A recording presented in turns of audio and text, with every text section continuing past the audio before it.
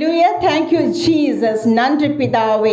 Thank you for இயேசு கிறிஸ்துவின் பிரமாணத்துக்குள் நாம் சென்றடைய வேண்டும். ஆமென். ஒருவர் பாரத்தை ஒருவர் சுமக்கிறவர்களாக இருக்க வேண்டும். ஆமென். கர்த்தர் சொல்லுகிற அந்த நாட்களிலே பாரம் சுமக்கிற பிள்ளைகளே, நம்மை பார்த்து கிறிஸ்துவர்கள் என்றால் என்ன தெரியுமா தேவஜனமே? பொதுவாக வெளியே ஒரு கருத்துகள் உண்டு. அதாவது கிறிஸ்து நல்லவர், கிறிஸ்தவர்கள் அப்படி வாழவில்லை என்று அந்நியர்கள் நம்மை பார்த்து சொல்லிக் கொண்டிருக்கிறார்கள். ஏன் தெரியுங்களா?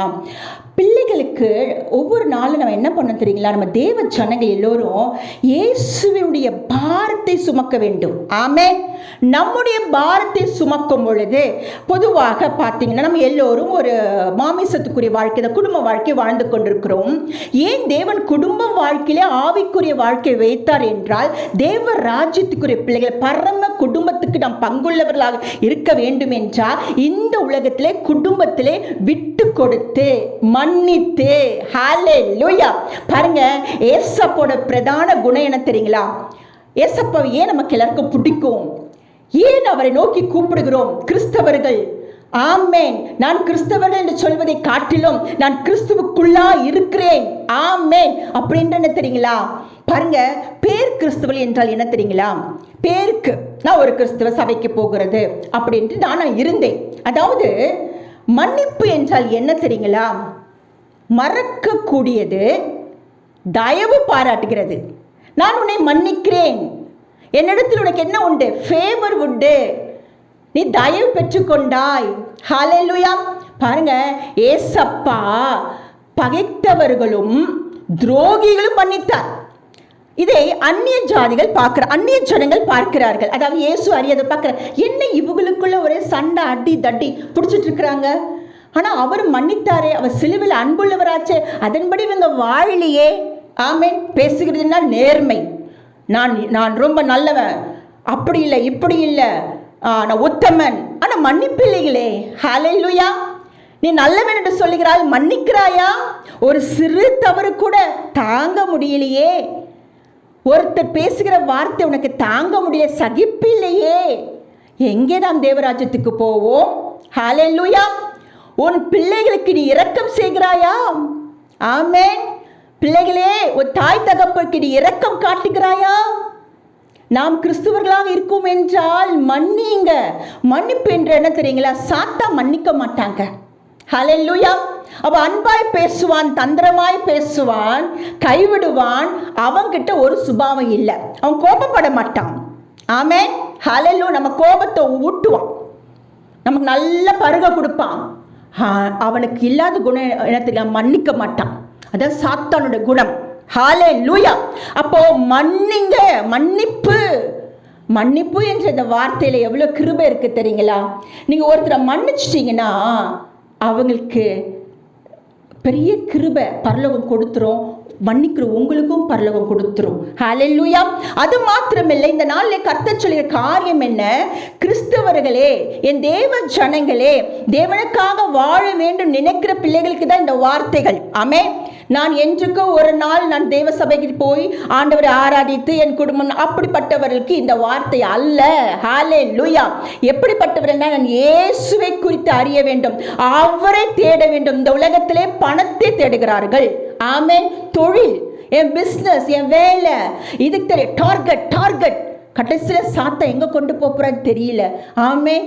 பணம் என்று சொல்லி பாருங்க, பணம் என்று சொன்னால் பாதாளம் வாய் திறக்கும். ஆமென். ஹல்லேலூயா. சாத்தா என்ன பண்ணிட்டு எல்லாருக்கும் கடன் தொல்லைகள், நிறைய பேருக்கு என்னங்க வேதனைகள், கஷ்டங்கள், நஷ்டங்கள் வரும் பொழுது எப்படிங்க தேட முடியும்? அப்படி சொல்றீங்களா? ஆண்டவர் சொல்கிறார், நிறைவானது வரும் பொழுது. ஆமென். ஹல்லேலூயா. நிறைவானது ஏசப்பா வந்து குறைவானது ஒழிந்து போகும்.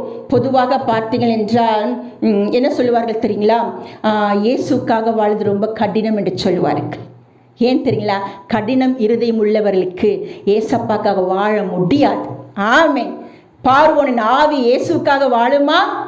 ஆமென். யாரெல்லாம் இயேசுக்காக வாழ முடியும் பாருங்க. அவர் பொதுவாக நான் இயேசப்பா அறிந்து கொண்ட உடனே ஊழியம், அவரை பின்பற்றுகிறது என்று எனக்கு ஒன்றும் தெரியாது. எனக்கு நான் முதல்ல பிரசங்கம் கேட்கும்போது, இயேசுவுக்காக யாரெல்லாம் வாழறீங்க அப்படின்னு சொன்னாங்க. ஊழியெல்லாம் சொல்லல. என் வாலிப நாட்களிலே ஒரு கூட்டத்திலே அவர் ஒரு பிரசங்கியர் சொன்னார், இயேசுவுக்காக யாரெல்லாம் வாழுறீங்க? இந்த வார்த்தையின் ஆழமாய் கொண்டு போனது.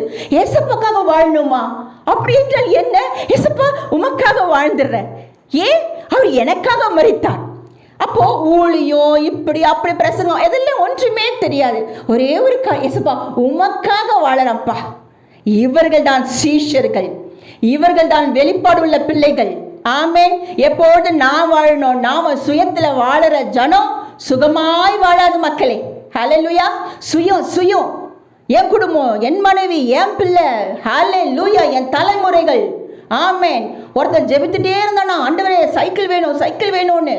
அப்பா சைக்கிள் கொடுத்துருக்கப்பா. சைக்கிளுக்கு அப்புறம் 2 வீலர் கேட்டான் ஜெபத்தில். அப்புறம் 4 வீலர். எதுக்குப்பா? என் பிள்ளைங்க, என் குடும்பம், என் பேர பிள்ளைங்க எல்லாம் முடிஞ்சு கடைசியில் அவன் மரித்து விட்டான். சுயநல வாழ்க்கையை மரித்து போகும். ஆமென். சுயநலம் சுயநலம் என்று சொல்லிக்கொண்டு வாழ்ந்து கொண்டிருக்கிற தேவஜனமே கர்த்தருக்கு சொல்லுகிறார், ஹல்லேலூயா, நீ மரிக்காமல் பிழைக்க வேண்டும் என்றால் இயேசுவுக்காக வாழ்ந்துருங்க. இது ரொம்ப கடினமானது அல்லங்க. அவர் மாறாத அன்பு. ஆமென். கிருபை உள்ள தேவன் என்ன சொல்லி கொண்டிருக்கா தெரியுங்களா? அவருக்காக. இந்த வார்த்தை கேட்டோன்னு அவருக்காக வாழ்றது என்ன? இரண்டாவது ஒரு கேள்வி என் மனதிலே வந்தது. அதாவது ஏசப்பா பிரசங்கம் பண்ணி கொண்டே இருந்தார், தேவராஜ்யம் தேவராஜ்யம், உங்களுக்கு ரட்சிப்பு உண்டு, நீங்கள் மனம் திரும்புங்கள், ஹல்லேலூயா அப்படின்னு சொல்லும்போது நான் இதில் வாசிப்பேன் பாருங்க. வாசிக்கும் பொழுது நான் என்ன பண்ணுவேன் தெரியுங்களா? அந்த மைண்டுக்குள்ள அந்த பிக்சரைஸ் கொண்டு வந்துடுவேன். பொதுவாக பார்த்தீங்கன்னா என்னுடைய ஜெபம் எப்படி இருக்கும் தெரியுங்களா? ஒரு ரகசியத்தை உங்களுக்கு சொல்கிறேன் பாருங்களேன். நான் ஜெபத்தில் ஒன்றும் கேட்க மாட்டேன், அவரும் ஒன்று கொடுக்க மாட்டார். ஆனால் ஜெப வேலை 1 மணி நேரம் 2 மணி நேரம் கடந்து போகும். எப்படி என்பதை நான் உங்களுக்கு சொல்லிக் கொடுக்க போகிறேன். அதாவது நானும் கேட்க மாட்டேன், அவரும் கொடுக்க மாட்டார். நான் என்ன கேட்பேன் தெரியுங்களா? ஏசப்பா உண்மை அறிந்து கொள்ள, அப்பா நீர் எங்கே இருக்கிறீர், உங்க சித்தேனப்பா, உங்க விருப்பம் என்ன, நான் உமக்காக வாழ வேண்டுமே என்ற ரகசியங்களை கேட்டுக்கொண்டிருப்பேன். அப்பொழுது அப்போஸ்தலர் பவுல் எழுதின சுவிசேஷத்தில் நான் வாசித்தேன், கிறிஸ்துவின் நிமித்தம் நீங்கள் கட்டப்பட்டவர்கள். ஆமென். இயேசு கிறிஸ்துவுக்குள் ரகசியத்திலே கட்டப்பட்டவர்கள் எப்படிப்பட்டு இருப்பார்கள் தெரியுமா? தனிமையிலே அவரோட அன்பிலே களி கூர்ந்து மகிமையிலே வாழ்ந்து கொண்டு சுகமாய் சுகித்திருக்கிற பிள்ளைகளாக நாம் வாழ வேண்டும். தேவன் ஜனமே, இதற்காகவே நாம் அழைக்கப்பட்டிருக்கிறோம். ஆமென்.